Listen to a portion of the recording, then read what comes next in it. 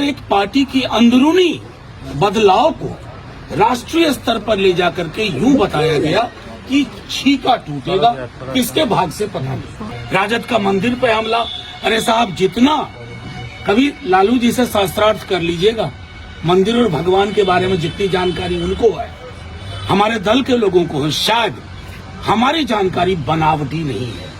उससे मंदिर में अगर मैं लाइन में भी खड़ा हूँ, मुझे भी रोजगार चाहिए, मुझे नौकरी चाहिए, मुझे महंगाई पे काबू चाहिए, मुझे जो आय की असमानता है उस पर काबू होना चाहिए, लगाम लगनी चाहिए। 4 दिन पूर्व असम के सीएम हिमंता बिस्वा शर्मा ने अपने आधिकारिक ट्विटर हैंडल पे लिखा कि शूद्रों का काम है बाकी के वर्णों की सेवा करना। ये हिंदुस्तान है आधुनिक भारतवर्ष, संविधान से चलने वाला। मुझे दुख हुआ। 2-4 सवाल मोदी जी को ही पूछेंगे, मेरे युवाओं का रोजगार कहाँ है, देश में इतनी महंगाई क्यों है, लोगों के बीच में संपत्ति का बंटवारा इस तरह का क्यों है कि 5 समृद्धि के टापू के समक्ष सब लोग नतमस्तक है। ये मर्यादा पुरुषोत्तम भी पूछे। साथियों, आप लोगों के समक्ष ये बहुत शॉर्ट नोटिस पे आप लोगों को बुलाना पड़ा और मैं कुछ बातें रखूंगा, उसके बाद आप स्वतंत्र हैं कि आप जो भी सवाल पूछना चाहें, क्योंकि हमारी प्रेस कॉन्फ्रेंस भाजपा की प्रेस कॉन्फ्रेंस की तरह नहीं होती है जहां एक आलाप होगा, यहाँ अंतरालाप होगा। तो उस दृष्टिकोण से मैं कहता हूँ, अभी बीते 1 हफ्ते से आप सबने देखा होगा साथियों, पूरे देश में और कोई मुद्दा नहीं था। एक मनगढ़ंत मुद्दे के आधार पर महागठबंधन की सरकार प्रतिदिन गिराई जा रही, लोगों के बीच में मतभेद मनभेद बताया करता था और एक पार्टी की अंदरूनी बदलाव को राष्ट्रीय स्तर पर ले जाकर के यूं बताया गया कि छीका टूटेगा, किसके भाग से पता नहीं। खैर, उस पर सब पर विराम लगा दिया माननीय मुख्यमंत्री जी ने, निवर्तमान अध्यक्ष जदयू ने और हमारे नेता तेजस्वी जी।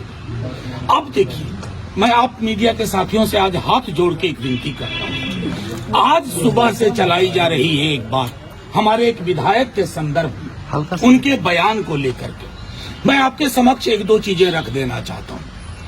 हर धर्म के प्रति समभाव राजद के डीएनए में है, राष्ट्रीय जनता दल के डीएनए में। हर जाति के प्रति सम्मान हमारे डीएनए में। लेकिन क्या हम सावित्री बाई फुले को भुला दें? सावित्री बाई फुले और महात्मा फुले, सावित्री बाई फुले कौन थी, शायद हमारे भाजपा के लोगों को नहीं पता होगा। मैं जानता हूं क्योंकि उनका इंटेलेक्चुअल कैपिटल, बौद्धिक पूंजी शून्य है। लेकिन सावित्री बाई फुले ने जो मंदिर के संदर्भ में कहा, विद्यालयों के संदर्भ में, शिक्षा के संदर्भ में कहा, आप उस संदर्भ को जब कोई एक विधायक हमारे उद्धृत करते हैं तो एक वंचित समाज की से आने वाली महिला के लिए और उनके विचारों के लिए आप किस प्रकार की टिप्पणी करते हैं? मुझे हैरानी सिर्फ इस बात की है कि एक संदर्भ में चीजें थी, एक वंचित शोषित समाज को जगा रही थी, जिसे आज भी जागने की जरूरत है। अब उस बयान को, मंदिर पर हमला, राजद का मंदिर पर हमला, अरे साहब जितना कभी लालू जी से शास्त्रार्थ कर लीजिएगा, मंदिर और भगवान के बारे में जितनी जानकारी उनको है, हमारे दल के लोगों को है, शायद हमारी जानकारी बनावटी नहीं है। हम धर्म को आस्तीन पे बांध के नहीं चलते हैं, यहाँ रखते हैं। हमारे राम मर्यादा पुरुषोत्तम बापू के राम है।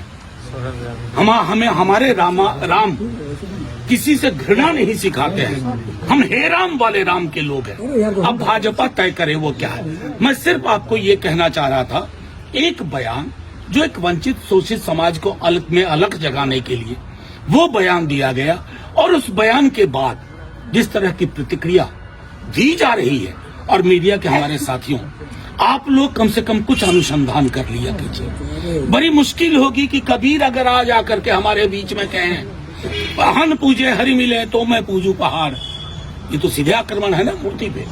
कबीर ने किया ना। अब कबीर अगर पटना के जेपी गोलंबर पे आके यही बात कह दें, आप उनका भी लिंचिंग कर देंगे, बीजेपी के लोग लिंचिंग करवा देंगे।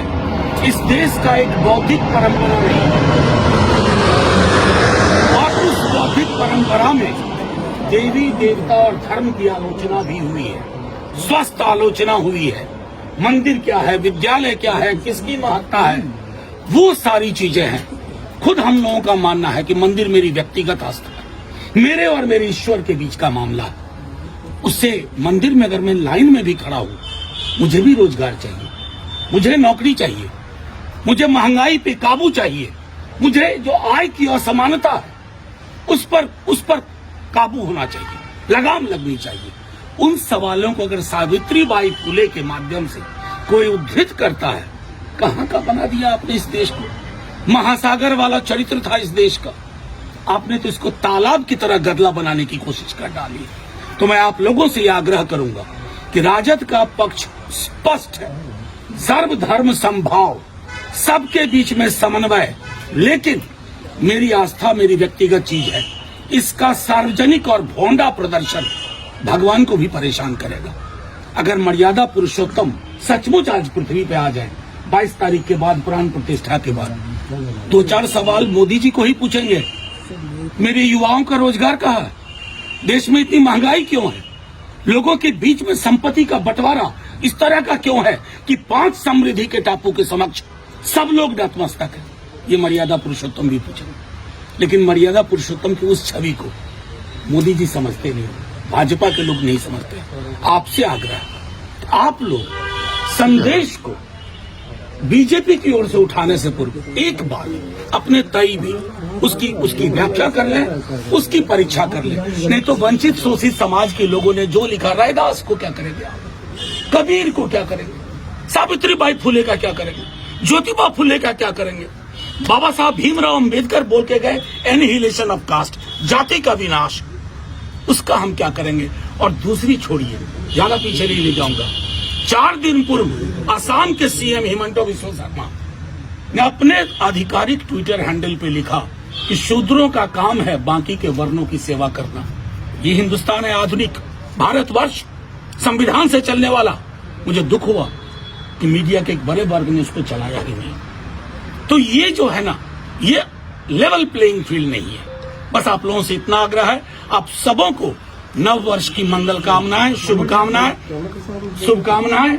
आप लोग खूब तरक्की करें, आपकी माइक बुलंद भी रहे, स्वतंत्र भी रहे।